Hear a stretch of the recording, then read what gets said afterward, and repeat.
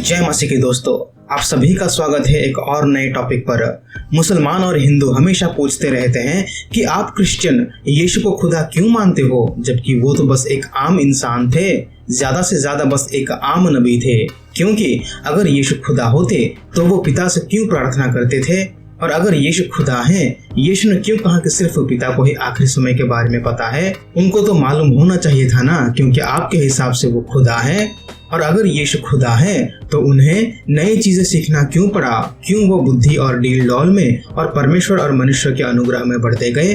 खुदा को तो सब कुछ मालूम होता है और खुदा संपूर्ण होता है, इसलिए यीशु खुदा कभी नहीं हो सकते। वो सिर्फ एक आम इंसान थे और इस्लाम के हिसाब से वो सिर्फ एक नबी थे अल्लाह के। तो ये रहा कुछ सवाल जिसके बारे में आज हम इस वीडियो में जानेंगे। इन लोगों का प्रॉब्लम ये है कि उनको ये एक्सेप्ट करने में दिक्कत होती है कि यीशु के दो नेचर थे जब उन्होंने मानव शरीर में जन्म लिया था। जी हाँ, यीशु के दो नेचर थे, एक इंसान और पहले से तो वो खुदा है ही। यीशु मनुष्य भी थे और खुदा भी। लोग इस चीज को एक्सेप्ट नहीं करते, उसके दो रीजन हैं। पहला कि उन्हें ये मानना ही नहीं है कि यीशु खुदा है, जैसे मुसलमान, क्योंकि मोहम्मद ने 600 साल के बाद आके लोगों को अपनी मनगढ़ंत कहानी में फंसा के उन्हें भरमा दिया है। दूसरा कारण कि वो सिर्फ उन्हीं वचनों को पढ़ते हैं जिसे पढ़ के हम ये जान सकते हैं कि यीशु मनुष्य थे, और इन्हीं वचनों को पढ़ के वो ये समझते हैं कि यीशु सिर्फ एक आम मनुष्य थे, खुदा नहीं है। लेकिन बाइबल आपके हिसाब से नहीं लिखी गई है। आपको सभी वचनों को देखना पड़ेगा बाइबल के किसी भी पात्र को समझने के लिए, और हम आपको साफ तरीके से इस वीडियो में इसके बारे में बताएंगे। यीशु के दो नेचर थे, खुदा और मनुष्य। इसको हाइपोस्टैटिक यूनियन कहते हैं। उनके दैविकता पर कोई असर नहीं पड़ता जब उन्होंने इंसानी नेचर को अपनाया, और उनके इंसानी नेचर कहीं खो नहीं गया उनके दैविकता के कारण। दोनों नेचर साथ साथ थे। कभी कभी यीशु अपने मनुष्यत्व में जिनमें लिमिटेशंस होती हैं उससे कार्य करते थे, और बाकी समय अपने खुदा होने का सामर्थ्य लोगों के सामने प्रकट किया, ऐसे ऐसे आश्चर्य कार्य करके जिन्हें सिर्फ यहोवा करने में सामर्थ्य है। और कुछ ही समय में हम उदाहरण भी देखेंगे कि कैसे यीशु मनुष्य भी थे और खुदा भी एक साथ।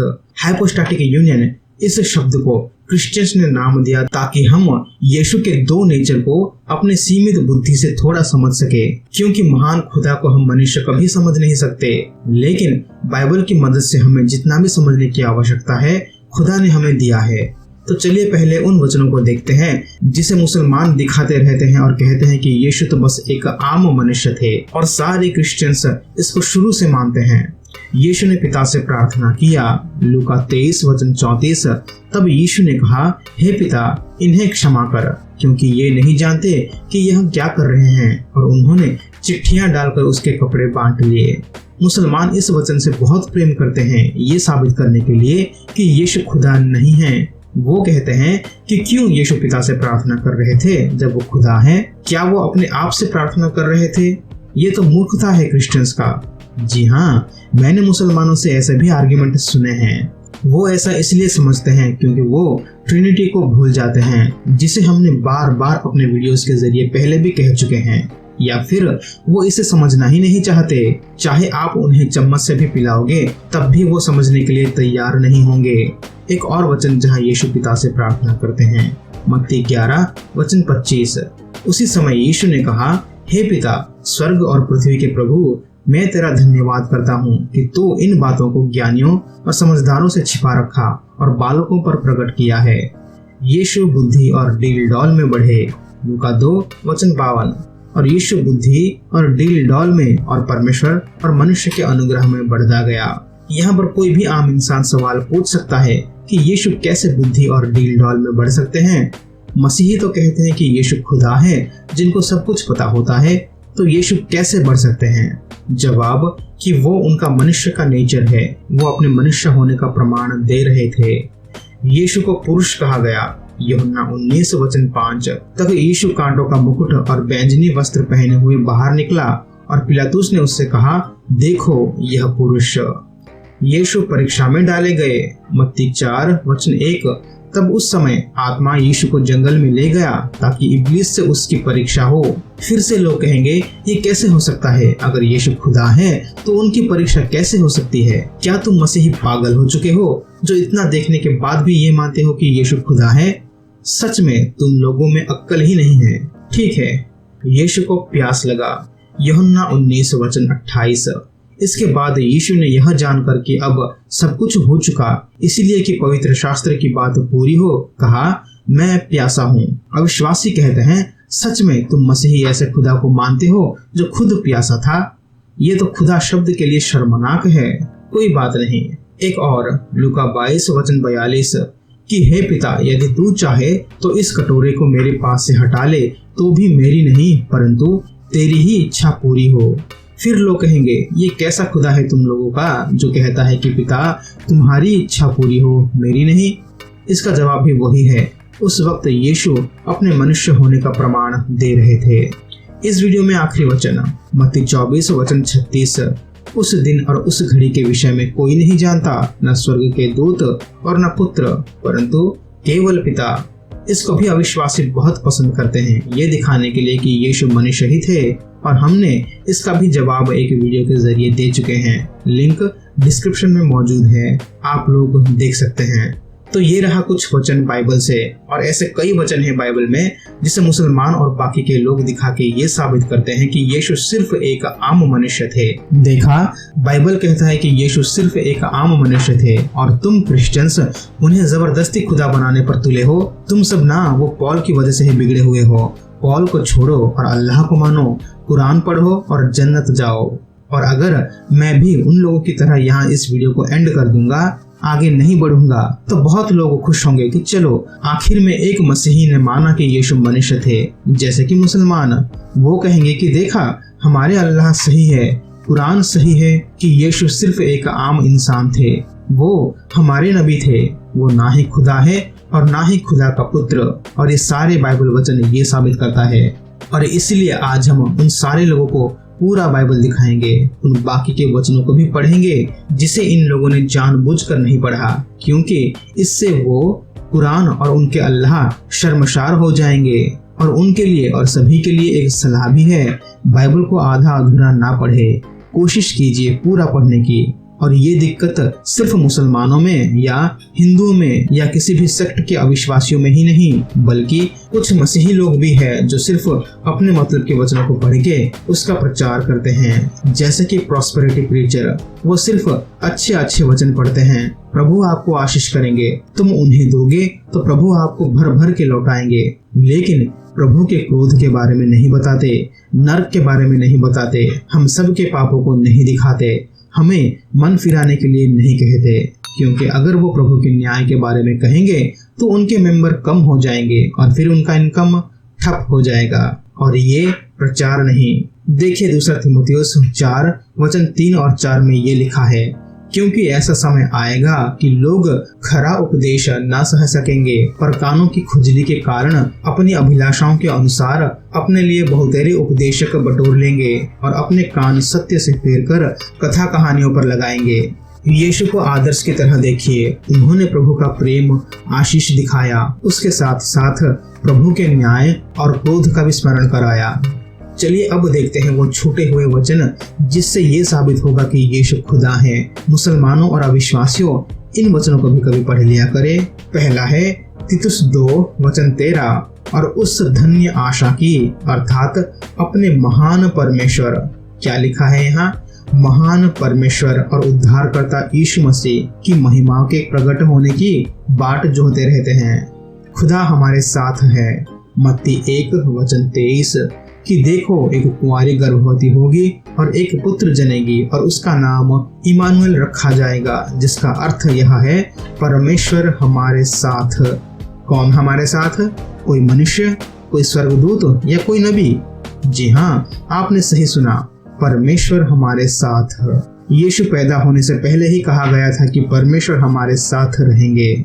सबसे पॉपुलर यूहन्ना 1:1, आदि में वचन था और वचन परमेश्वर के साथ था और वचन परमेश्वर था।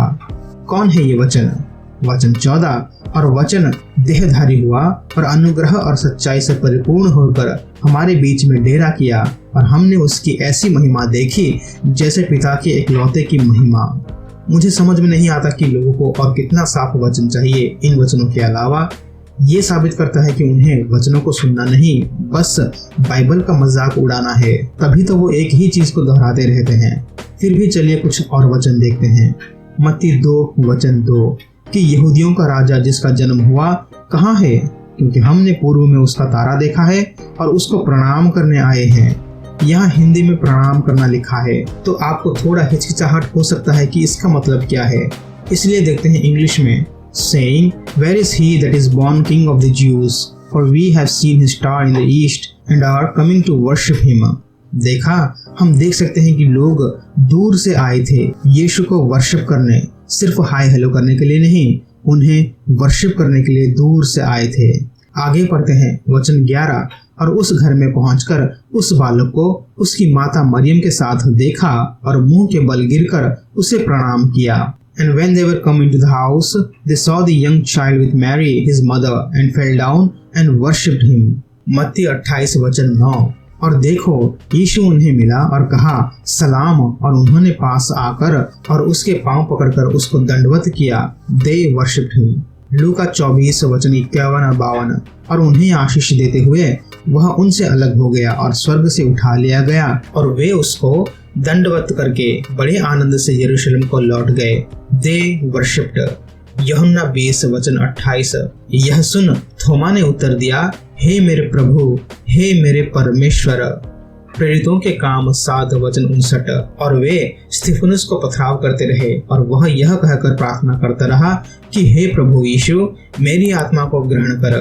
And they stoned Stephen, calling upon God and saying, Lord Jesus, receive my spirit. भविष्यवक्ता यशायाह ने यीशु को खुदा कहा। यशायाह 9 वचन 6, क्योंकि हमारे लिए एक बालक उत्पन्न हुआ, हमें एक पुत्र दिया गया है, और प्रभुता उसके कांधे पर होगी, और उसका नाम अद्भुत, युक्ति करने वाला, पराक्रमी परमेश्वर, अनंत काल का पिता और शांति का राजकुमार रखा जाएगा। यीशु निष्पाप है। पहला पत्रस 2 वचन 21, और तुम इसी के लिए बुलाए भी गए हो, क्योंकि मसीह भी तुम्हारे लिए दुख उठाकर तुम्हें एक आदर्श दे गया है कि तुम भी उसके चिन्ह पर चलो। ना तो उसने पाप किया और ना उसके मुंह से छल की कोई बात निकली। दूसरा कुरिन्थियों 5 वचन 21, जो पाप से अज्ञात था उसी को उसने हमारे लिए पाप ठहराया कि हम उसमें होकर परमेश्वर की धार्मिकता बन जाए।